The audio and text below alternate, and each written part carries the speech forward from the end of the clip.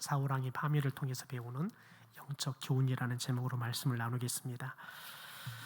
특별히 사무엘상 우리가 30장에서 다윗이 400명의 부하들을 데리고 아말렉을 치러 가다가 200명은 지쳐서 못 따라가고 또 200명만을 데리고 아말렉을 치고 또 아말렉이 잡아갔던 그들의 부인 또 자식들 그리고 모든 소유물들을 다시 다 찾아가지고 돌아오죠. 그뿐만 아니라 아말렉 군대들이 가지고 있었던 전리품들도 다 빼앗아서 가지고 돌아오게 됩니다. 그런데 특별히 그 전리품을 나누는 데 있어서 의견들이 좀 나누어지게 되지요. 그러나 다윗은 이 아말렉을 쳐서 얻었던 전리품들을 전쟁이 같이 갔던 200명뿐만 아니라 중간에 지쳐서 가지 못했던 200명의 병사들에게도 똑같이 전리품들을 나누어 줍니다. 그리고 우리가 지난주에는 좀 집중하지 않았던 말씀인데 그 중에 특별히 유다의 장로들에게도 이 다윗이 전리품들을 그대로 나누어 줍니다. 그리고 30장 31절에 보면 이런 말이 나오지요. 헤브론에 있는 자에게나 다윗과 그의 사람들이 왕래하던 모든 곳에 보내었다. 다윗이 전쟁에 참여해서 직접 마지막까지 싸웠던 사람들은 물론이고 모든 사람들에게 나눌 수 있는 모든 사람들에게 이 전리품들을 공평하게 다 나누는 일들을 했다는 겁니다. 여러분, 다윗이 왜 이렇게 신하들 중에 특별히 장군들 중에서 200명들이 마지막까지 싸웠던 사람들이 반대를 해요. 저 사람들은 이 전리품을 얻는데 세운 공이 없다는 거예요. 우리는 마지막까지 목숨을 걸고 가서 이 전리품을 얻어서 왔으니까 이 전리품은 마땅히 마지막까지 싸웠던 우리들이 가져야 할 거라는 거예요. 저 사람들은 우리가 빼앗겼던 아내들, 자식들 그리고 그들의 재산만 찾아준 것만 하더라도 큰 은혜라는 거예요. 그러니까 우리가 이 아말렉 사람들에게 빼앗은 전리품들은 전쟁에 나가서 싸웠던 200명만 가지면 된다. 굉장히 합리적이고 상식적인 이야기죠. 충분히 공감할 수 있는 이야기입니다. 그런데 다윗은 그들의 그 말을 따르지 않습니다. 충분히 상식적이고 충분히 그 사람들이 그렇게 요구하면 들어줄 수 있지만 다윗은 그들의 요구를 들어주지 않고 다 모두에게 나눕니다. 왜냐하면 이 전쟁은 우리가 잘 싸워서 그리고 우리가 그 누구보다 더 열심히 싸웠기 때문에 이렇게 승리하고 전리품을 가져온 게 아니라는 거예요.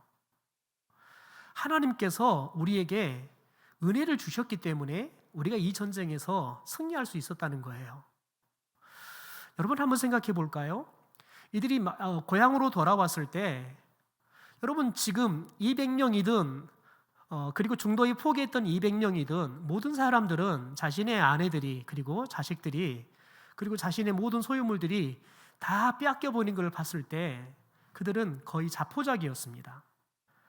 그리고 얼만큼 포기하고 슬피 울었냐면 이미 자신의 아내 그리고 자식들은 다 죽었다고 생각했습니다.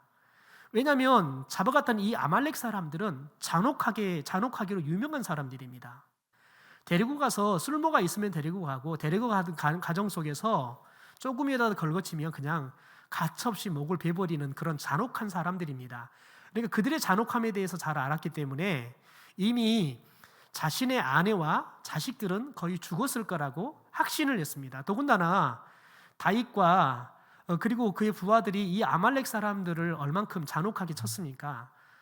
특별히 자신들이 와서 쳤다는 것을 증거로 남기지 않기 위해서 완전히 그냥 전멸을 해버리는 잔혹한 행위를 했습니다. 그래서 이 아말렉 사람들이 보복하기 위해서 지금 온 거였기 때문에 살아남을 수 없었다 확신을 하고 그들이 그냥 지쳐서 기력이 다할 정도로 그들이 슬피 울었다고 이야기했습니다. 여러분 그런데 그들이 생각하기에 아내도 자식도 다 이미 죽어버리고 다시 찾을 수 없다 생각했습니다. 더군다나 여러분 이미 그들이 잡아서 간 시간들이 사흘길 이상이 지나버렸습니다. 그러니까 쫓아가도 잡을 수 있는 가능성이 전혀 없는 겁니다.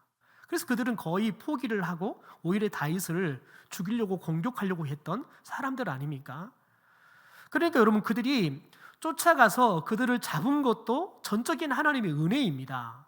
심지어 가다가 특별히 애굽 사람인데 그들의 종으로 있었던 사람이 병이 들어서 못 가니까 그 사람을 버리고 가지요. 그래서 그 사람을 만나서 다행히 이 사람들이 어디로 갔는지를 그들이 안내를 받아서 빨리 쫓아갈 수도 있었던 거지요. 여러분, 이 모든 것들이 다 전적인 하나님의 은혜였어요. 더군다나 여러분, 쫓아가서 잡은들 뭐 하겠습니까? 자기들이 지금 쫓아간 사람들은 병사도 숫자도 약합니다. 여러분, 그러니까 전쟁에서 쫓아가서 그들을 잡아서 싸워서 이긴다는 보장도 더군다나 없습니다. 그런데 하나님께서 그들에게 약속하신 대로 다 그들의 손에 붙여주시고 다시 다 찾게 될 것이다. 하나님의 말씀대로 그들이 이 아말렉을 쫓아가 잡고 싸워서 이겨서 놀랍게 아내나 자식들이나 자기들이 빼앗겼던 것들을 하나도 잃어버리지도 않고 고스란히 다 찾아서 온 겁니다. 다윗은 이 모든 것들이 전적인 하나님의 은혜요 축복이라는 사실을 그는 안 거예요. 그래서 우리는 이것은 가서 싸움을 잘하는, 마지막까지 싸운 우리들만 나눌 수 있는 게 아니라 이 모든 축복은 우리 모두가 함께 나눠야 한다는 거예요. 여러분, 그것은 다윗이 이건 우리가 잘 싸워서가 아니라 하나님이 주신 축복이다, 은혜다라는 것들을 여러분 고백하는 것과 동시에 여러분 모든 이스라엘 사람들에게 다 나누는데, 여러분 특별히 유다의 장로들 같은 경우는 다윗이 굉장히 많은 도움을 받았던 사람들 아니겠습니까? 그러니까 다윗이 그런 사람의 은혜를, 본인 지금까지 살면서 은혜를 받았던 사람들, 그런 사람들에게도 다 같이 하나님의 은혜를 나누는 겁니다. 그로 인해서 여러분, 하나님께서 우리 백성들을 이렇게 지켜주시고 우리에게 이렇게 은혜를 주셔서 우리가 다 잃어버릴 수밖에 없었던 아내도 찾았고 자식들도 찾았고 더 나아가서 우리의 재산들도 찾을 뿐만 아니라 오히려 아말렉 그 군대들이 가지고 있던 전리품도 다 찾아 우리가 더 많은 것들을 가져서 올 수 있었습니다. 이게 하나님이 우리를 지키고 있다는 거고 하나님이 우리에게 이렇게 축복해 주고 있습니다. 여러분, 그런 놀라운 간증들을 나누는 겁니다. 그렇게 여러분, 다윗이 놀랍도록 하나님의 은혜와 축복에 대해서 그가 이 전쟁에서 얻은 전리품을 가지고도 많은 사람들에게 여러분 그 은혜에 대해서 나누고 고백하고 있는 것을 보게 됩니다. 여러분, 그런데 우리는 이 다윗의 모습을 통해서 하나님을 의지하고 하나님의 통치 아래 순종하며 살아가는 사람들의 삶이 어떤 형통을 누리고 있는가를 우리에게 이 30장의 말씀을 통해서 잘 보여주고 있습니다. 그런데 오늘 우리가 마지막 사무엘상 이 31장을 통해서는 이 다윗과는 아주 대조적인 사울왕의 마지막 모습을 우리에게 보여주고 있습니다. 사울왕이 이 블레셋과의 전쟁에서 패합니다. 그리고는 자신과 자신의 세 아들들이 여러분 비참하게 최후를 맞는 모습들을 우리가 오늘 말씀에서 보게 되어지죠. 여러분, 그런데 실은 이 사울왕의 이 파멸은 이미 하나님께서 일찍이 예고하셨던 사건입니다.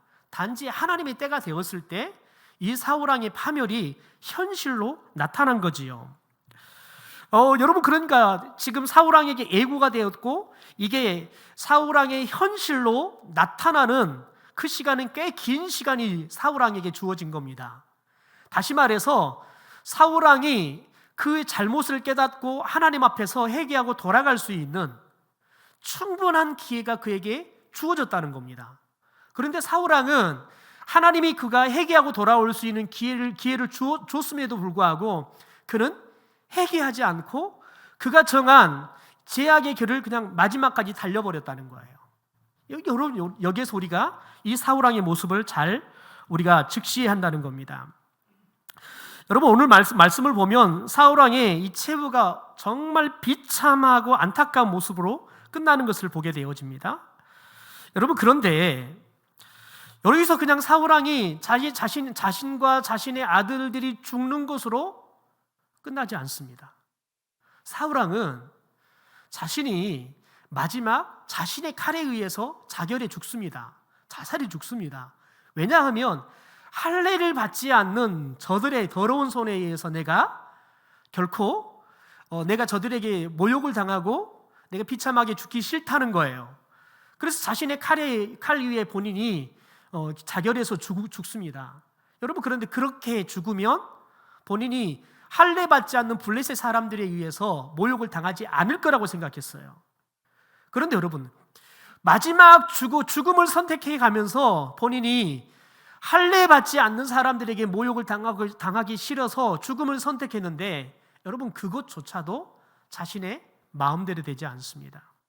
왜냐하면 이 사울왕의 죽고 난 이후에 이 시신을 블레셋 사람들에 의해서 아주 능욕을 당하고 있는 것을 우리가 오늘 본문에서 보기 때문에 그렇습니다. 오늘 8절부터 10절의 말씀에 이렇게 나옵니다. 그 이튿날 블레셋 사람들이 죽은 자를 벗기러 왔다가, 다시 말해 전리품들을 수거하기 위해서 왔다가, 사울과 그의 세 아들이 길보아 산에서 죽은 것을 보고 사울의 머리를 베고 그의 갑옷을 벗기고 그들의 신당과 백성들에게 알리기 위하여 그것을 블레셋 사람들의 땅 사방에 보내고 그의 갑옷은 아스다롯의 집에 두고 그의 시체는 벳산 성벽에 못 박음해라고 이야기해요. 그러니까 죽어버렸던 사울왕의 목을 또 베는 거예요. 갑옷은 벗기는 거예요. 여러분, 사람이 죽으면 여러분 그 시신에게 아주 깨끗한 수의를 또 입혀서 마지막을 최선을 다해서 애우를 표하고 장례를 치르는 게 그게 여러분 인간의 도리가 아니겠습니까? 그런데 여러분, 전쟁에 패한 왕이나 장수는 여러분 패하면 인간으로서의 대우를 받을 수 없는 겁니다. 사울은 그가 자살해 죽으면 모욕을 당하지 않을 거라고 생각했지만 결국은 이 블레셋 사람들이 우리가 이 사울왕을 이렇게 죽였다, 우리가 승리했다라는 것들을 온 만방에 다 알리기 위해서 사울의 목을 베고, 그래서 사람들이 다 볼 수 있도록 성벽 위에다가 목을 걸어 놓습니다. 그리고 여러분, 다 그런 증거들을 보내어서 사울왕이 이렇게 무참하게 죽었다, 그래서 우리는 대대적인 이 전쟁에 승리를 했다는 것을 알리는, 특별히 블레셋 사람들에게는 자기들이 승리했다는 것을 알리지만 사울왕의 입장에서는 철저하게 유린을 당하고 모욕을 당하고 있는 모습들을 보게 되어집니다. 여러분, 죽어서까지 원수들에 의해서 옷이 벗겨지고 심지어 목이 또 다시 베어서 다시 또 죽는, 그래서 능력을 당하고 있는 사울왕의 그런 모습들을 우리가 보게 되어집니다. 여러분, 그런데 우리가 여기서 하나 질문해 봐야 합니다. 하나님은 사랑의 하나님이신데 왜 그 하나님은 이 성경의 말씀에 이 사울왕의 인생을 기록하면서 어떻게 이렇게 잔혹하게 죽어가는 사울왕의 모습을 성경에 이렇게 너무 생생하니만큼, 어떻게 보면 사울의 가족들이 이 글을 본다 그러면 하나님이 참 잔혹하다 할 정도로 너무너무 생생하게 이 사울왕의 마지막 이 능욕을 당하는 모습들을 기록하고 오늘 우리에게 보게 하실까요? 여러분, 우리는 이 말씀을 그냥 지나쳐서 사울왕이 죽었구나 라고 봐버리면 안 된다는 겁니다. 도대체 하나님께서는 이 사울왕의 수치스러운 최후의 모습을 생생하게 말씀에 기록해서 수많은 사람들이 끊임없이 이 사울왕의 모습을 계속해서 보게 하실까? 우리는 여기에 집중해야 한다는 겁니다. 여러분, 우리는 요한 1서의 말씀을 보면 하나님이 사랑이시다라는 말들을 우리는 너무 생생하게 봅니다. 요한 1서를 보면 계속해서 하나님이 사랑이다, 어떻게 우리를 사랑한가에 대해서 계속해서 하나님은 우리에게 그분의 사랑을 익힐 수 있도록 계속해서 기록해서 보게 합니다. 여러분, 그런데 하나님께서는 우리에게 그분의 사랑을 보여주시고 우리를 어떻게 사랑했는지, 그래서 우리에게 어떤 구원을 또 어떤 놀라운 은혜를 베풀었는지 여러분 우리에게 그것을 알기를 원해요.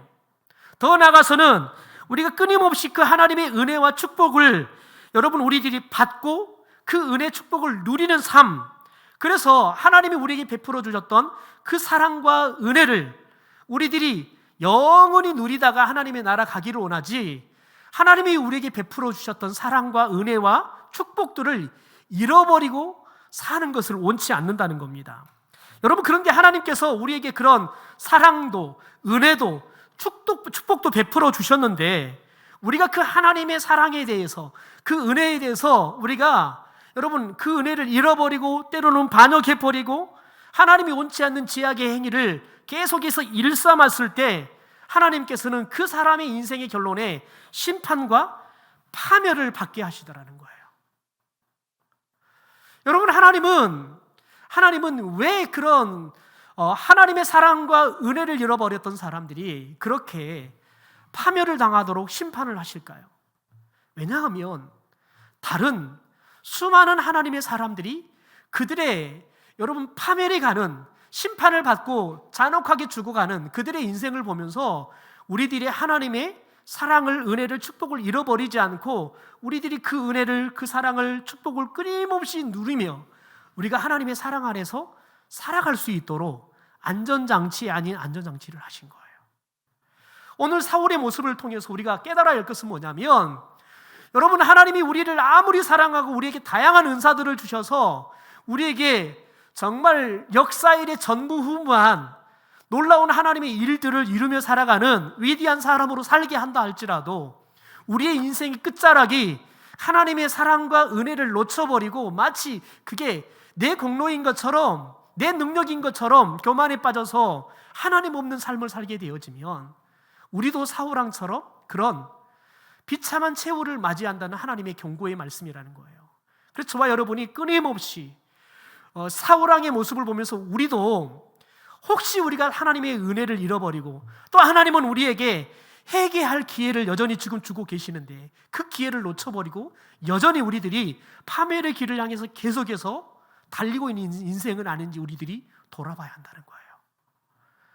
여러분, 우리가 돌아볼 때 우리의 인생이 파멸의 인생이 아니라 심판의 인생이 아니라 하나님이 주신 은혜와 사랑과 축복을 영원히 누릴 수 있는 인생으로 저와 여러분이 살아가게 될 줄 믿습니다.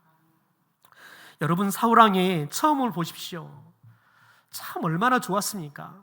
사울왕은 여러분 성품도 하나님이 왕으로 세울 수 있을 만큼 겸손했던 사람 아니겠습니까? 감히 나 같은 사람이 어떻게 왕이 된단 말입니까? 여러분, 그렇게 겸손했던 사람이에요. 하나님이 왕으로 세우려고 하지만 자기 같은 사람은 왕으로 세울 수 없다는 거예요. 여러분, 사울왕의 이 얼굴이 여러분 볼구작잡하잖아요. 이 피부색들이 붉었어요. 여러분, 그런데 대부분 얼굴이 좀 이렇게 붉은 사람의 특징이 뭐냐면 여름을 많이 타는 사람 아니겠습니까? 굉장히 내성적인 사람이에요. 앞에 나서기보다는 뒤에 있기를 좋아하는 사람들이에요. 사울왕이 그만큼 하나님 앞에서는 참 겸손한 사람이고, 그럼에도 불구하고 사울왕이 굉장히 여러분 체구가 굉장히 장수로서 왕으로서 위엄이 있을 만큼 굉장히 체구가 좋았던 사람이에요. 그래서 사울왕은 실은 하나님께서 다양하게 쓸 수 있을 만큼 여러 가지 재능이 참 많았던 사람입니다. 그러니까 사울왕이 어떻게 보면 왕으로서 하나님께서 기름을 부어서 왕으로 첫 출발은 너무너무 귀했습니다. 하나님께서 참 왕으로 잘 세웠다, 하나님께서 그렇게 생각하실 만큼 사울왕의 출발은 좋았습니다. 여러분, 그런데 사울왕이 어느 순간 교만에 빠지고 마치 여러분 본인이 하나님인 것처럼, 심지어 하나님이 제사장을 통해서 예배하려고 하나님께서는 분명하게 하나님께서 제사의 룰들을 정했지만 그가 급하니까 그런 것들을 다 버려버리고 본인이 그냥 하나님 앞에 제사를 드려버리는, 기본적인 영적인 질서도 지키지 않는 그런, 어떻게 보면 참 정말 흐트러져 버린 그런 영적인 모습들을 보이고 있는 그런 사울왕의 모습을 봐요. 그럼에도 불구하고 하나님께서는 사울왕에게 계속해서 그가 회개하고 돌아올 수 있는 기회들을 주셔요. 여러분, 다윗을 통해서 그가 죽을 수 있는 고비들이 얼마나 많았습니까? 그럼에도 불구하고 다윗이 그들을 살려놓은 이유가 뭐였냐면 딱 하나였어요. 하나님이 기름 부어 세운 왕이라는 거예요. 여러분, 다윗은 자기의 원수 같은 사람, 그 사람이 하나님이 기름 부어 세운 사람이기 때문에, 종이기 때문에 내가 절대 손을 대지 않겠다는 거예요. 여러분, 그러면 그럴 때마다 내가 하나님이 기름 부어 세운 왕이구나, 자신의 정체성을 바르게 돌아보게 된다 그러면 그가 다시 초심으로 돌아가는 거예요. 잃어버리던 첫상으로 돌아가야 되는 거예요. 여러분, 그런데 그런 고비들이 넘겨가면서 하나님께서 그에게 회개할 수 있는 기회를 주고 또 주지만 그가 결국은 마치 브레이크 없는 인생처럼 그냥 재앙을 향해서 마지막까지 내달려버리는 모습들을 보게 되는 겁니다. 그래서 결국은 이 사울왕의 모습이 정말 비참하게 끝나버린 것들을 우리가 보게 된다는 겁니다. 여러분, 오늘 우리가 이 본문을 통해서 기억해야 할 게 있다는 겁니다. 여러분, 블레셋 앞에 패배했던 여러분 이스라엘 백성들, 또 사울 왕의 죽음, 여러분 이 사건들로 말미암아 이스라엘은 왕정 이전의 모습으로 돌아가 버렸어요. 사무엘의 사사가 사사로 세워지기 전의 모습으로 돌아가 버렸어요. 그래서 블레셋에 의해서 끊임없이 유린을 당하는 그런 거의 하나님의 보호하심이 없는 나라처럼 그들이 비참하게 나라도 빼앗겨버리고 땅도 빼앗겨버리고 심지어 왕도 잃어버리고 그리고 왕의 자녀들도 잃어버리고 이런 비참한 상황 가운데 놓여버렸다는 겁니다. 여러분, 오늘 7절의 말씀을 좀 우리 같이 한번 봐볼까요? 우리 7절입니다. 같이 읽죠. 시작. 골짜기 저쪽에 있는 이스라엘 사람과 요단 건너 쪽에 있는 자들이 이스라엘 사람들이 도망한 것과 사울과 그의 아들들이 죽었음을 보고 성읍들을 버리고 도망하며 블레셋 사람들이 이르러 거기에서 사니라. 여러분, 한번 생각해 볼까요? 이스라엘 사람들이 왜 왕을 세웠습니까? 이스라엘 사람들이 왕을 세운 이유는 뭐냐면 이웃 나라들을 보니까 인간 왕을 세워놓으니까 그 왕이 통치를 잘해주고 그러다 보니까 백성들이 잘 보호도 받고 나라가 부강한 것처럼 보이는 거예요. 그러니까 하나님이 왕이었던 이 이스라엘 백성들이 하나님에 대한 불신앙이 생겨나고 또 이 불신앙 때문에 이웃 나라들을 보니까 우리하고 다른 점이 뭐냐? 우리는 왕이 없는데 저기는 왕이 있는 거예요. 그래서 하나님에게 요구하는 겁니다. 우리에게도 왕을 세워달라는 거예요. 그럼 우리도 저렇게 부강한 나라가 되어서 그러면 우리들이 보호도 받고 그리고 우리가 평안하게 살게 될 거라는 거지요. 여러분, 그것은 철저하게 하나님이 왕이라는 그 의식을 잃어버린 거예요. 더 나아가서 불신앙으로 살아가는 이웃 나라를 보면서 여러분 그들이 그들의 삶의 모델로 삼아버린 거예요. 그래서 우리도 저렇게 살면 우리도 잘 살 것 같아. 그렇게 해서 왕을 요구한 게 아니겠습니까? 여러분, 그런데 하나님께서 결국은 마지못해서 그들에게 왕을 허락합니다. 여러분, 그런데 그들이 그렇게 세웠던 이 사울 왕이 결국은 여러분 마지막 비참하게 죽어가면서 그들에게 무엇을 가르쳐주고 있습니까? 이웃 나라처럼 왕이 있다고 해서 우리가 부강한 나라가 되고 저들에게 우리가 안전하게 살 수 있는 그런 평안한 나라가 결코 세워지지 않는다는 거예요. 여러분, 오늘 우리가 이 말씀을 통해서 깨달을 게 있습니다. 그것은 뭐냐면 특별히 우리가 세 가지를 깨달을 수 있는데요. 자막을 보고 좀 우리가 정리를 한번 해볼까요? 같이 함께 읽겠습니다. 시작. 인간의 실패는 능력이 부족해서가 아니라 하나님에 대한 불순종 때문이다. 여러분, 사울왕은 그 어느 때보다 오히려 전쟁을 많이 하면서 오히려 전쟁에 능한 상황이 됐습니다. 그러니까 여러분, 사울왕도 그렇고 이스라엘의 군사력은 오히려 더 좋아졌습니다. 그런데 더 좋아졌는데 결국은 패합니다. 왜냐하면 그들이 능력이 부족해서가 아니라 하나님에 대한 불순종 때문에 그들이 그렇게 패하는 겁니다. 두 번째입니다. 같이 읽죠. 시작. 인본주의적인 노력은 잠시 성공을 얻는 듯해도 결국은 멸망으로 인도하는 길이다. 여러분, 그들이 왜 왕을 세웠습니까? 이웃 나라에 사람들이 살아가는 그 인본주의적인 방법, 여러분, 그래서 인본주의적인 방법들로 그들이 노력을 했어요. 근데 사울왕이 왕이 되니까 정말 이웃 나라처럼 우리들이 또 부강한 나라가 된 것처럼 잠시 그래서 우리들이 성공한 것처럼 보였어요. 그런데 결국은 다시 여러분 사사시대 이전으로 그들이 결국은 왕도 죽고 그들도 죽는 멸망으로 인도하는 여러분 길이라는 사실들 그들이 뼈저리게 느꼈다는 거예요. 마지막 한번 봐볼까요? 같이 읽죠. 시작. 모든 인간이 역사의 주관자이신 하나님을 인정하고 의식하지 않는 이상 그분의 엄격한 시험에서 불합격할 수밖에 없다. 여러분, 우리들이 하나님을 인정하고 그분을 의식하지 않는 여러분 삶을 살잖아요. 그러면 하나님이 우리에게 주시는 시험을 절대 합격할 수가 없다는 거예요. 여러분, 저와 여러분이 삶을 살아가면서 끊임없이 무엇을 인정해야 되냐면 하나님 아니면 안 되겠구나. 하나님이 함께 하셔야지만 우리에게 그게 답이구나. 하나님이 우리의 인생을 주관하시구나. 그리고 하나님이 우리를 가장 좋은 길로 인도해 가고 있구나. 여러분, 이것을 깨닫고 인정할 때만이 여러분, 저와 여러분이 하나님의 마음에 합한 사람이 되는 거예요. 여러분, 비록 불신앙의 대가로 파멸을 당한 사울왕, 근데 여러분, 이렇게 사울왕이 모욕을 당하면서 비참하게 인생이 죽어가요. 그런데 이 사울왕의 시신을 누가 거두어 드립니까? 이 길앗 야베스 사람들이 장수들을 보냅니다. 그래서 열심히 달려가서 이 사울왕과 아들들의 시신들을 다 몰래 수습해서 와서 결국 그들이 장례를 치루어 줍니다. 왜 그럴까요? 여러분, 사무엘상 11장을 보면 이 길앗 야베스 사람들이 사울왕에게 은혜를 입습니다. 그러니까 여러분, 이 길앗 야베스 사람들이 자기가 은혜를 입었던 사울왕이 비참하게 죽었다는 사실들을 듣고 그들이 목숨을 걸고 달려가서 사울왕과 그의 아들들의 시신들을 거두어와서 장례를 치르는 거예요.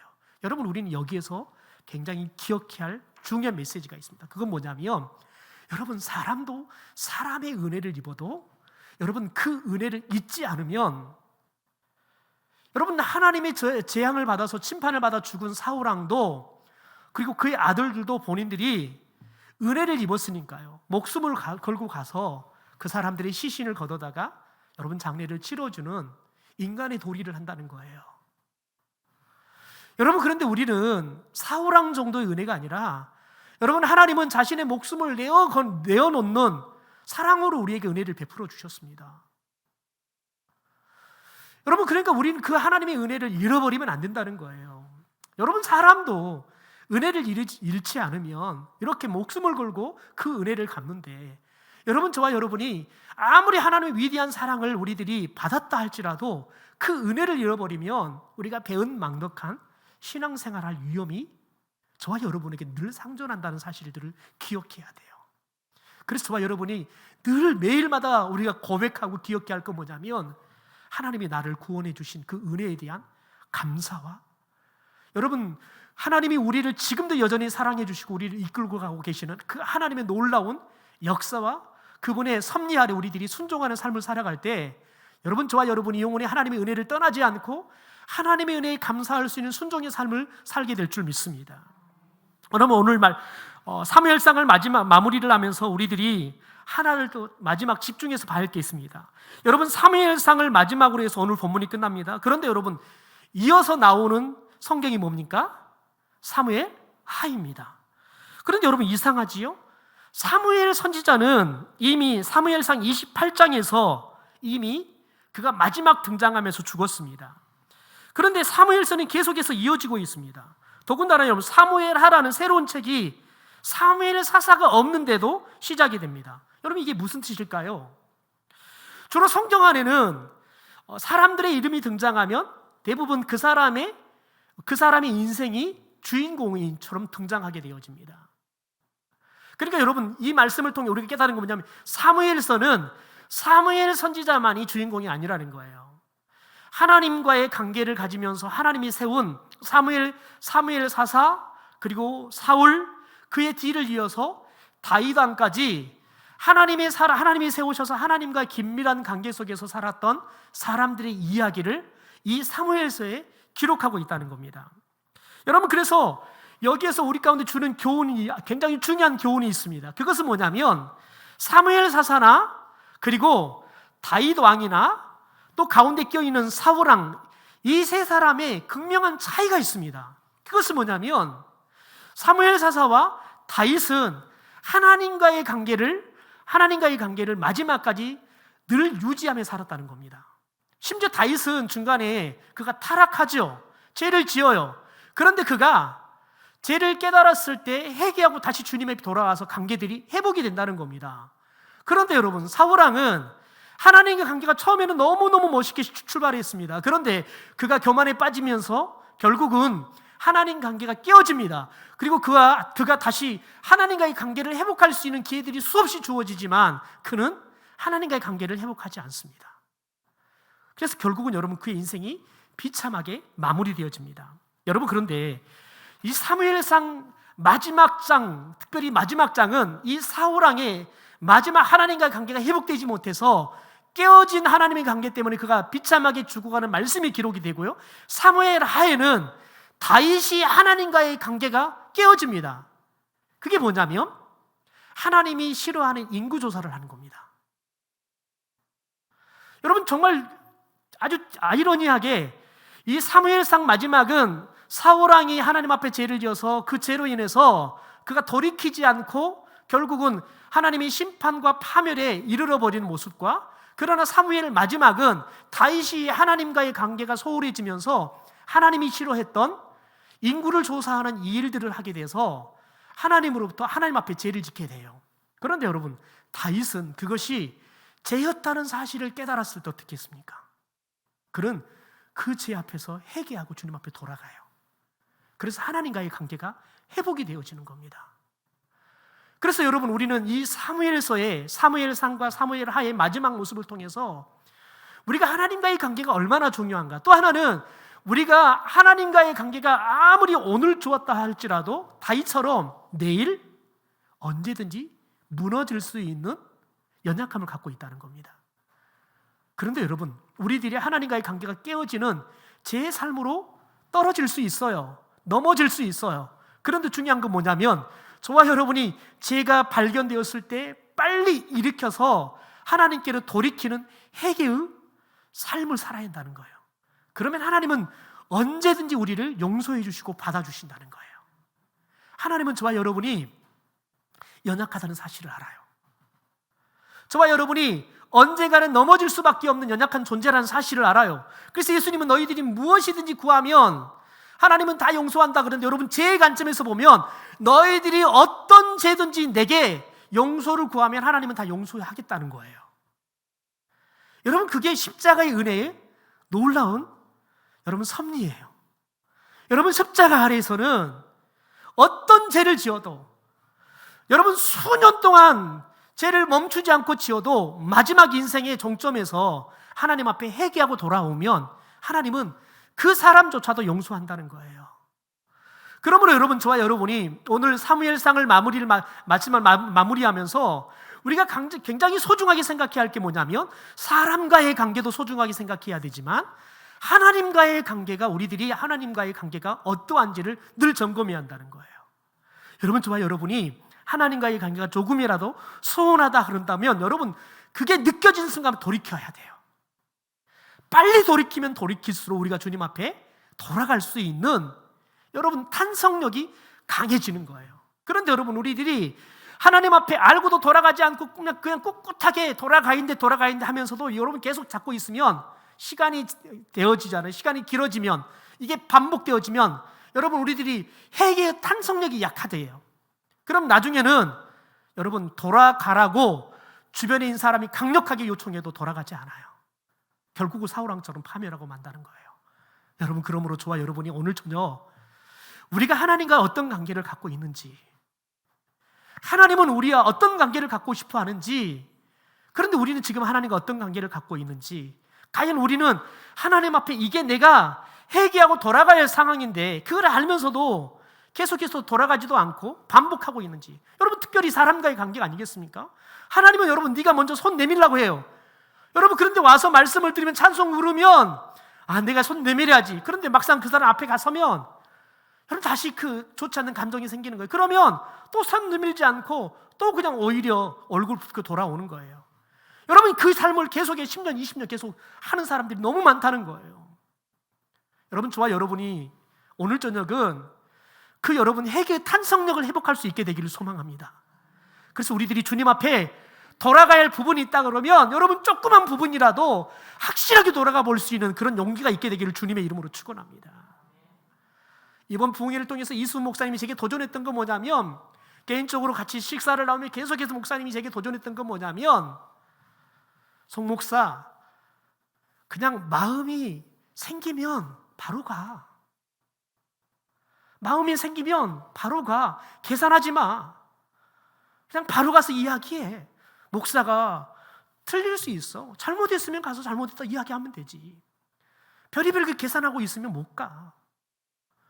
그분이 제게 계속 요구하는 건 뭐냐면, 도움이 필요하면 도움이 필요하다고 가서 이야기하라는 거예요. 그런데 앉아서 계산하고 있으면 안 된다는 거예요. 여러분, 저와 여러분이 하나님 앞에서 계산하지 않았으면 좋겠어요. 하나님의 음성이 들리면 저와 여러분이 그냥 계산하지 말고, 때로는 가서 그냥 가서 했더니 오히려 역효과 날 수 있어요. 여러분, 그런데 우리가 주님의 말씀대로 한 역효과는 여러분 시간이 되면 반드시 역전하게 될 줄 믿습니다. 하나님은 여러분 우리 가운데 너가 순종하면 반드시 문제 잘 해결돼. 아니에요. 주님은 여러분 우리에게 문제 해결하는 게 아니에요. 너 순종했냐 그걸 보는 거예요. 문제는 주님이 해결하세요. 때로는 그 문제가 너가 순종했음에도 불구하고 그 문제가 여전히 남아있는 것이 오히려 유익이 될 수 있다 그러면 우리는 지금 당장 가서 순종하면 문제가 해결되면 좋겠지만 하나님은 답답하게 그것을 그냥 두시는 거예요. 그런데 여러분 그럼에도 불구하고 우리가 또 순종하고 또 순종하면 하나님은 오히려 그것이 우리 안에 유익하게 되도록 하나님께서 역전시킬 줄 믿습니다.